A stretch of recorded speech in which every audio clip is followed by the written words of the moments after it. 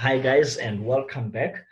We have now studied the gradient of parallel lines. We know that if these two lines are parallel, and I know the gradient of this line which we have established is minus 3 over 5, then without any further calculation, I can conclude that the gradient of this line is also negative 3 over 5.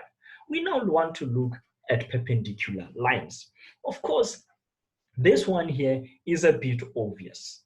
It's a bit obvious in a sense that we know that the gradient of this line here is 0. Okay? And the one for this is actually undefined. But one thing that we know, which I will lead you to discover, is that the product of the gradients should be -1. Yes, should be -1. Let's see if we can prove that. Let's go through that discovery. I've got two lines here with different gradients. The interesting thing is that I hope you can conclude with me that line ij, the gradient for the line ij, okay, should be negative. And I am sure you can conclude with me that the gradient for the line KP or PK should be positive. I hope you can conclude that with me. If you look at this, this is going in that direction, which is the same thing here. This is going in that direction, which is the same thing there. So hence I'm saying that. So I really hope you have come to that conclusion.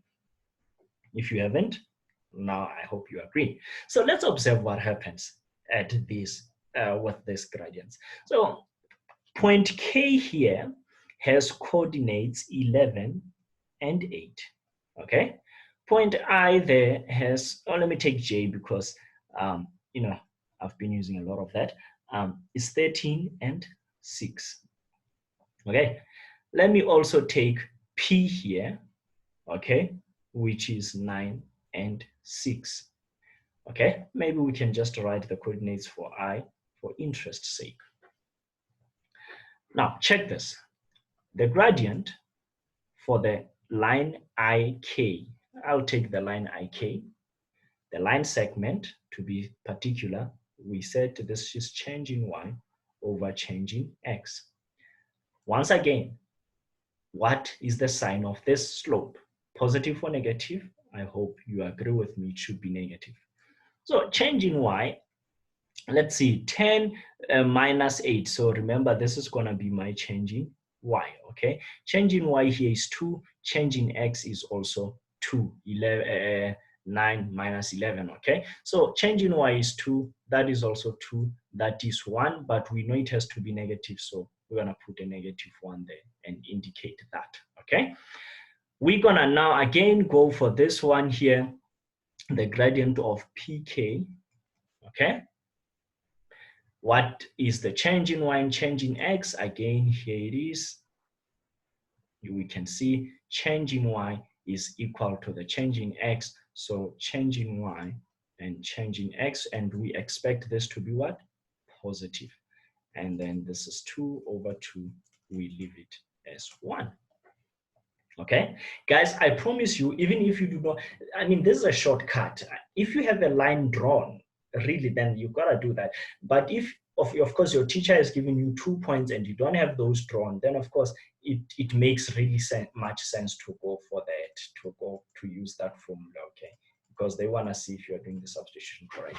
But in any case, you can, if you like the shortcut that I use here, that's still perfect, okay? So here's the interesting thing. What is 1 times -1 here? It's -1. But this one here is the gradient for PK. And this -1 here is the gradient for IK. What do we know? We know what we were given for sure is that these lines are perpendicular because the angle between them is 90 degrees. I have measured it, there it is, 90 degrees. So we are establishing another important second point, but critical. Whenever two lines are perpendicular one to the other, their gradients, rather the product of the gradients, should be -1. This is the other important discovery that I need you guys to be aware of. Again, like the previous discovery of a gradient for parallel lines, you will also need to use this discovery to prove some of the properties. For example, diagonals. If you want to prove that a quadrilateral is a kite, you can, and you can simply, basically what you want to do is to prove that the diagonals are perpendicular. But to prove that diagonals are perpendicular, what you can simply do is to show that the product of the gradients for such diagonals is actually -1. So I have given you another skill that actually is critical for your Euclidean geometry. Analytical geometry is not independent of Euclid geometry. These are very interrelated together with trigonometry, because in trigonometry we study triangles. So as you look at these concepts, guys, it is important that you do not look at them as independent things. They are actually all linked up together. I hope you have enjoyed this, and I hope this has brought some light to you. That's about it from me on the subject of analytical geometry.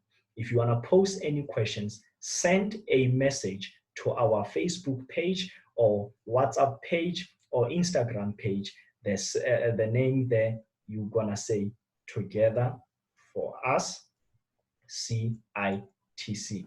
Once you do that, we will see if we, if you like, we will definitely add you to our WhatsApp group where you can interact with other learners, or where myself, Mr. G, I'm also in that group, and I'm giving out lessons during this coronavirus crisis. So just do that, like the page, send us an inbox or something, and then we can take it from there. I hope you guys have enjoyed this. Keep well, guys, and keep safe. Cheers.